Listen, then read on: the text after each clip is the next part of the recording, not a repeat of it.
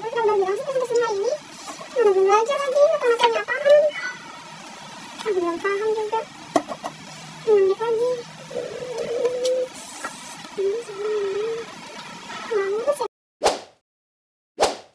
itu susah banget dah. Udah 3 hari ngerjain yang menggambarnya. Ya ampun. Masih banyak banget lagi. Aduh, kepalanya sakit. Gejala-gejala tersebut nampaknya sudah tidak asing bagi kita. Entah kita melihat teman kita yang seperti itu, atau bahkan diri kita sendiri yang pernah merasakan hal itu. Namun di sini pertanyaannya, apakah memang benar terdapat kaitan antara pikiran serta perasaan manusia dengan kesehatan yang ada dalam tubuh manusia itu sendiri?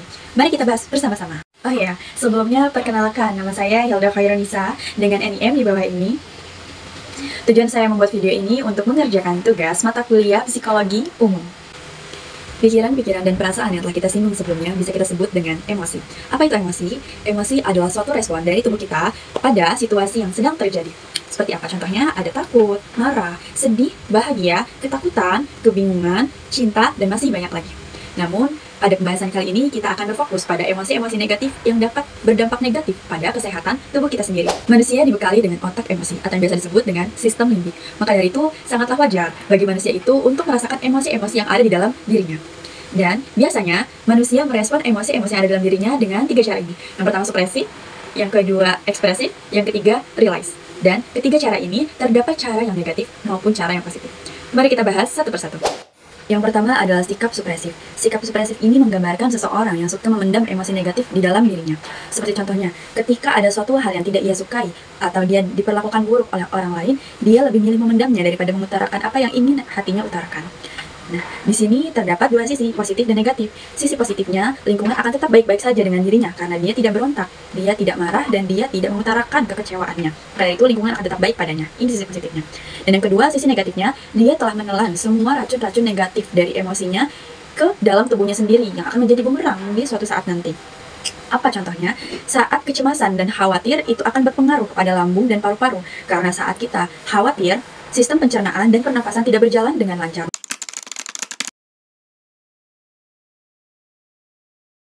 Yang kedua adalah ekspresif. Ekspresif adalah gambaran seseorang yang mudah sekali mengutarakan isi hatinya, mengutarakan rasa marahnya kepada lingkungannya.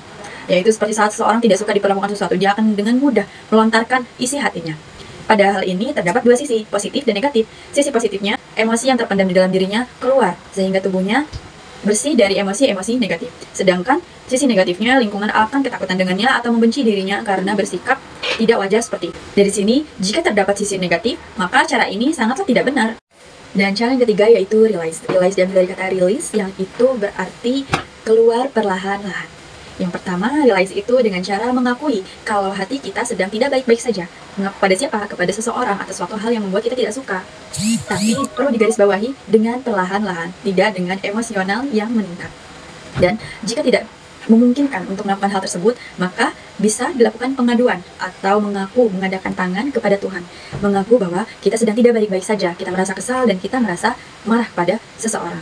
Maka dari itu, emosi yang awalnya terpendam di dalam diri, emosi negatif, toksik, racun yang ada dalam diri keluar perlahan-lahan. Dan setelah itu, meminta lagi untuk dihilangkan rasa amarah tersebut. Dan ini adalah cara paling baik, cara paling tenang yang pernah ada. Tidak merugikan diri sendiri dan tidak merugikan lingkungan sekitar.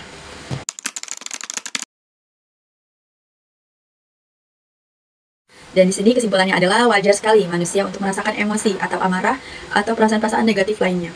Namun yang perlu diperhatikan adalah cara merespon emosi tersebut.